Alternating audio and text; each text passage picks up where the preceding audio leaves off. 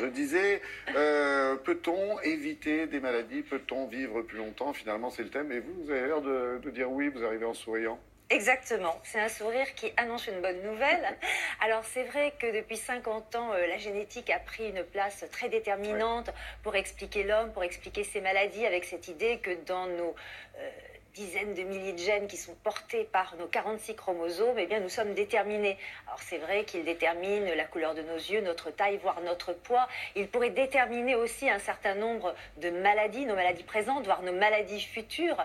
Je vous rappelle que les chercheurs ont découvert des multitudes de gènes de prédisposition à des maladies, gènes de prédisposition à la maladie d'Alzheimer, à l'infarctus du myocarde, à certains cancers, au diabète, etc.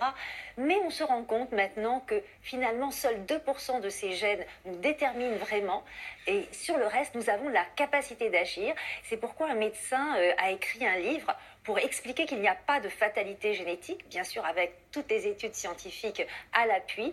Finalement, notre environnement, notre façon de vivre, notre comportement, c'est ce qu'on appelle aujourd'hui l'épigénétique.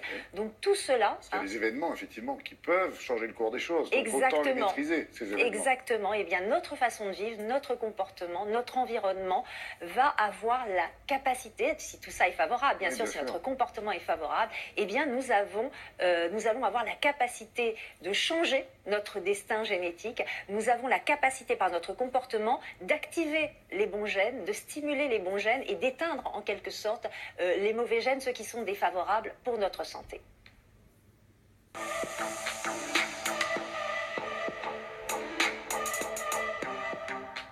Pour endormir les mauvais gènes et pour réveiller les bons gènes, il suffit d'avoir un bon comportement. Et ça va permettre de stimuler notre immunité et également de stimuler la libération des bonnes hormones qui vont permettre le bien-être, l'ocytocine, la dopamine, la sérotonine, par exemple.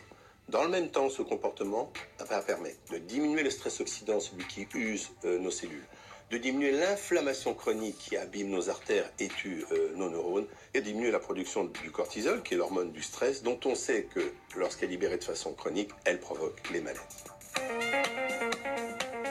Le stress est un tueur.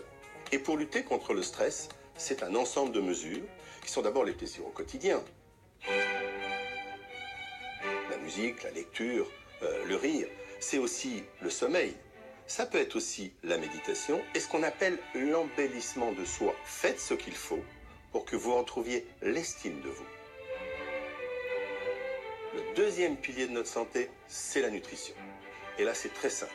Le seul régime qui ait fait la preuve de son efficacité sur le plan médical dans tous les domaines, c'est le régime méditerranéen. Et les études l'ont montré, vous diminuez votre risque de cancer de 30 à 50%, vous diminuez votre risque de récidive d'un cancer du côlon de 40%, vous diminuez votre risque d'infarctus du myocarde de 50%.